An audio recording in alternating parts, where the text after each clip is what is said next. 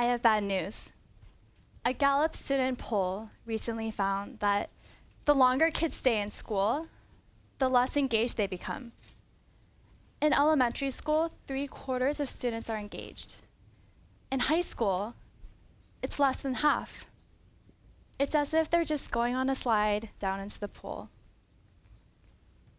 Every day, 8,300 students drop out of school.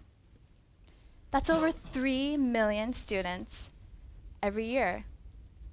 Unless we make a critical turnaround fast, our students are going to turn into zombies. But we can make this turnaround happen. We can support them in a new type of learning environment, a curiosity-driven learning environment. Think about this.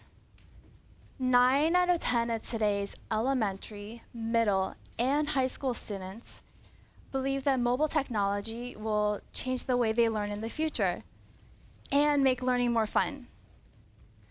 In fact, 56% of today's high school students own smartphones, and this number is only going to be higher in the future. For the longest time, we used papers, pencils, erasers to share what we've learned and our observations. But times have changed, and as an educator, I've noticed students in the US, Japan, and France use mobile technology to share, communicate, and interact with each other. It's time to start adding mobile technology to classrooms. Now, I know there are critics of this. There are privacy issues. Kids can take silly photos. But the benefits of having these students learn to use mobile technology as research tools outweighs all these challenges. It's time to start thinking about how these students should learn to use the mobile technologies. So I started thinking, how might we use mobile technology to address that issue of the student engagement slump that we saw? And with this question in mind, I worked on a solution with fellow educators and designers from Harvard Graduate School of Education and MIT Media Lab called Curious Learning. We designed a learning platform and environment where students can use mobile technology as real-world observation tools. After learning a new concept or theory, they can go and explore and find evidences or examples of what they just learned.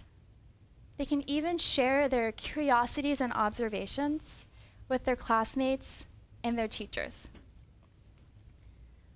We call this the curious learning cycle. The teacher assigns real-world assignments to their students that complements classroom curricula. For example, they can ask students to find examples of geometric patterns for math or pollination for biology. And then students go out into the real world and find examples and evidences of what they've been learning. And to complete the cycle, the teacher facilitates a discussion based on the students' curiosities and observations and brings those photos back into the classroom. Take John, for example. He's learning about fractals in his math class. What's a fractal? It's an infinitely complex and self-similar pattern. John's teacher asked his class to go out into the city and find an example of a fractal. John decides to go to Golden Gate Park, and he's amazed to see that there are examples of fractals everywhere. And he decides to take a photo of an interesting leaf and share it with his class. His classmate Anna, she decides to go to the piers. She also finds an interesting plant, but she isn't quite sure whether this is a fractal or not. So she decides to take a photo to ask her class. And the next day, John's teacher collects all these photos and they discuss and share and compare them with each other. Remember that student engagement slump that we saw? Let's reverse it. As students, educators, and designers and more, we can imagine and create these new learning environments that allow teachers to connect the curricular content with student observations. We can do this 3 ways. First, we can allow students to have a voice with the curriculum, to be more engaged with the curriculum.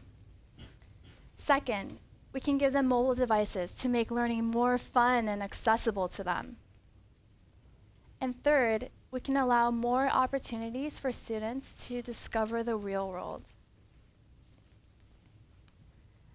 As an educational technology specialist, I want to increase student engagement both inside and outside the classroom.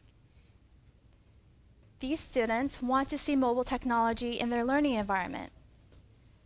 It's part of their daily routine to take photos and share them with each other.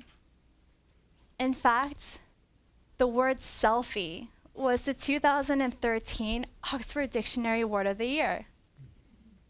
So why not let these students use taking photos as an opportunity to learn?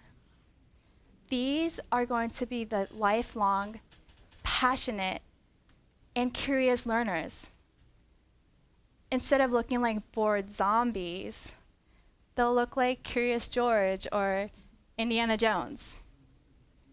And with the tools and technologies that we have, the possibilities are endless. Thank you.